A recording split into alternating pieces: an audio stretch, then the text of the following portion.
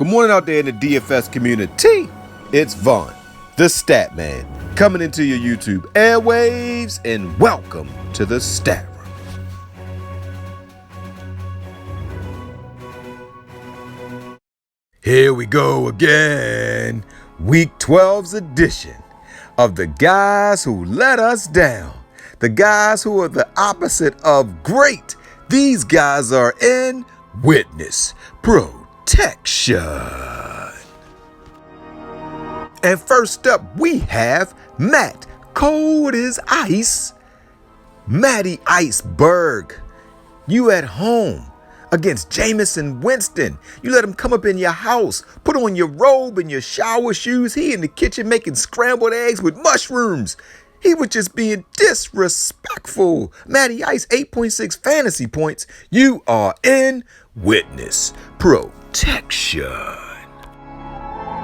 And you, Julio Jones, signed a big contract in the offseason. You let Chris Godwin come in and have 155,000 yards and 17 touchdowns. He over on your side of the field drinking Gatorade out of your Gatorade container. Come on, can I get a touchdown? Julio Jones, can I just get a touchdown? Why can't you get in the end zone, man? 9 fantasy points. You are in witness protection. Dirk, I'm taking you out the game, son. Go over here and take your helmet off before you make me bring Chucky out. Come on, coach. I only got 5 fantasy points.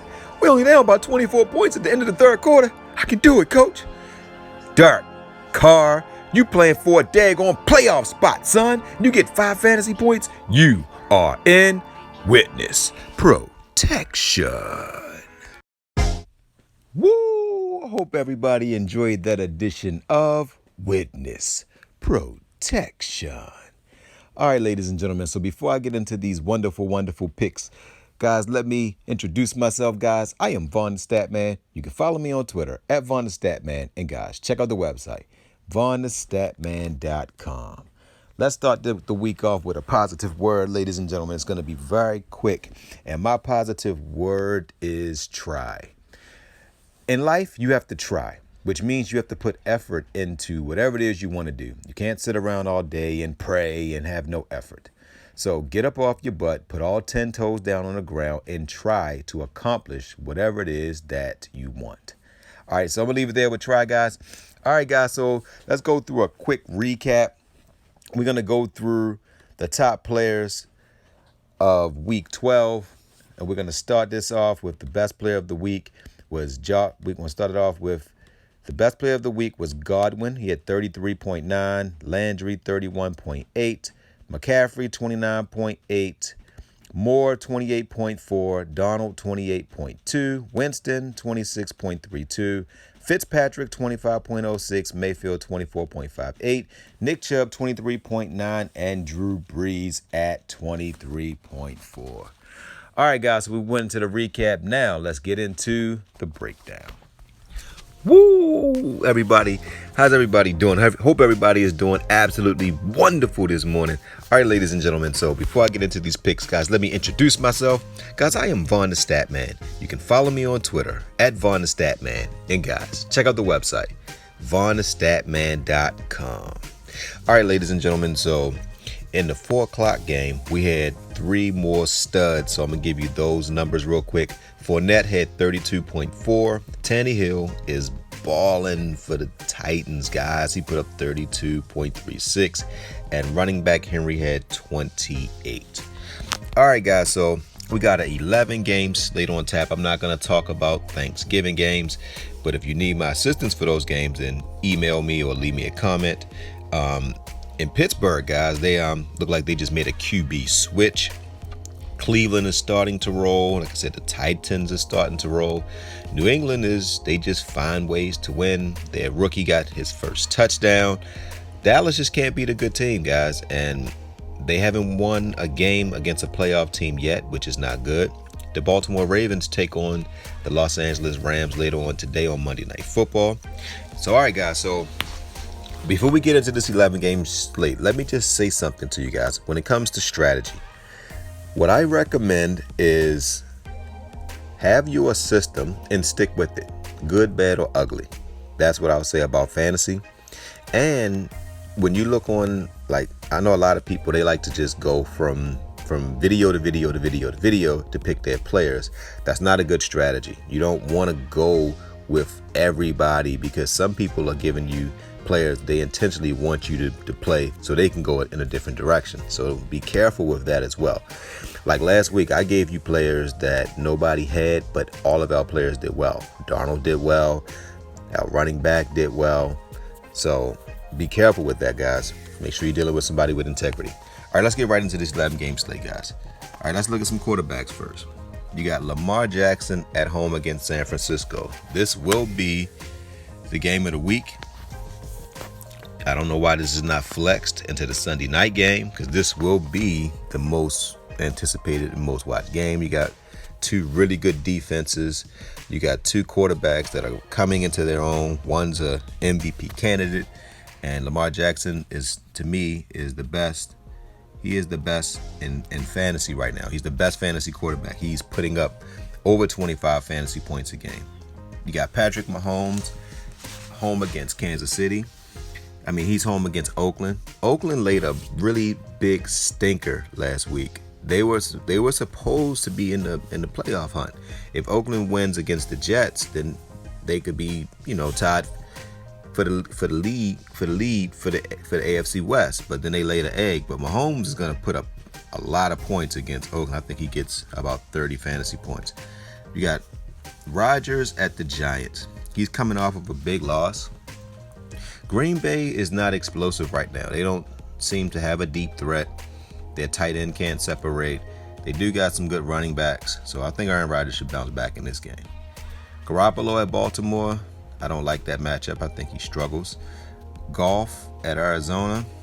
Goff on the road is Calamari, man, he's the best rookie right now. He is just on fire. He is balling. I really like his game. I think he's going to do well against the Rams. Then you got Sam Darnold at Cincinnati. I like that matchup. You got Winston at Jacksonville. I like that matchup. Jacksonville is not the same Jacksonville, guys. This team is not the scary defense that they once were. They got one cornerback that's decent, but he was typically a number 2 cornerback, and you see that he's going against number 1 receivers now, and it's not the same result. Mayfield at Pittsburgh. This is a game where whoever wins this game, I believe, will get the final AFC playoff seat. Will probably be the 6th seed. Whoever loses, I think they're done. And that's going to be interesting because Pittsburgh's defense is better than Cleveland's defense. Nick Foles home against Tampa Bay. He should do well in that matchup. Jones against Green Bay. Green Bay, they are having problems guarding tight ends. So we got to see if the Giants are going to be whole. If Ingram comes back, then I think the Giants could give Green Bay all they can handle as well. I love this Tannehill at Indianapolis matchup. Wentz, the Philly just doesn't have any kind of explosive receivers. They pretty much have one guy. Then they have Sanders, the running back position, going up against Miami. If Philly doesn't get some of their receivers back, I think Miami could upset them. I mean, Miami gave Cleveland all they could handle. I know the score says that Cleveland won by like 12 points, but that game was a lot closer because Mayfield, when they were starting to pull away, Mayfield threw an interception that kept Miami in it. So Miami is putting up points, guys. They're not a walk in the park no more. Phillip Rivers at Denver. Denver's defense is a shell of itself, but Phillip Rivers is not producing like he once did, so I don't really like that matchup. Brissett against Tennessee. Brissett is at home. If all of his receivers are healthy, I think the Colts could pull this one out. And Carr at Kansas City. He would need to run the ball, guys. So let me give you the quarterback that I'm going to go with. This week, I'm just going to go and give you guys. I'm giving you Sam Darnold. I think Darnold in this matchup, if you look at his last couple games, guys, he is balling. 28, 26, 21. I honestly believe that Darnold will get you over 20 fantasy points again. So we're going to ride the hot horse again. Now let's look at some of the running backs, guys. All right, you got McCaffrey. He can play every week. But at 11,000 guys, I believe you can do a lot better than that. Because he'll get you 24 points. You can get 24 points from someone else. But if you can fit McCaffrey in, I'm telling you, he's a must start every week. And Henry at Indianapolis, not really liking that matchup.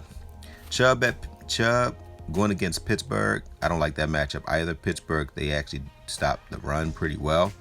This is going to be a rematch, guys. Remember, they had Myles Garrett got suspended. Pittsburgh's center got suspended. So it's going to be an interesting game.